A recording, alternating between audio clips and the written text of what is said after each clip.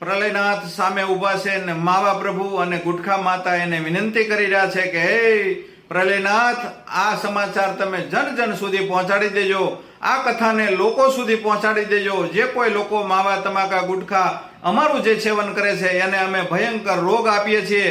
અને એ વાત કરતાની સાથે જ આજે તમને એક જીવતો જાગતો દાખલો પણ આપું છું. ઘનશ્યામભાઈ કાથરોટિયા નામના વ્યક્તિને મોઢાનું કેન્સર 2012 ની અંદર પ્રથમ વખત ઓપરેશન કરાવવામાં આવ્યું છે, બીજી વખત 2013 ની અંદર ઓપરેશન કરાવવામાં આવ્યું છે અને ત્રીજી વખત 2015 ની સાલમાં ઓપરેશન કરાવવામાં આવ્યું છે અને ચોથી વખત 2020માં ઓપરેશન કરવામાં આવ્યું છે.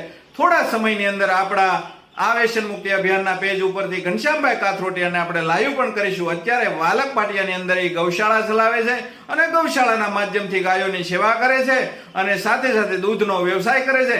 માટે હે પ્રલયનાથ, અમે માવા પ્રભુ અને ગુટખા માતા તમને વિનંતી કરીએ છીએ કે આગળની કથા પછી તમને સંભળાવશું, પણ એટલી કથાને જન જન સુધી વહેતી કરવા માટે વિનંતી છે અને લોકો સુધી આ વિડીયોને શેર કરવા માટે વિનંતી છે. અસ્તુ, ધન્યવાદ. ફરી મળીશું બીજા વિડીયોમાં.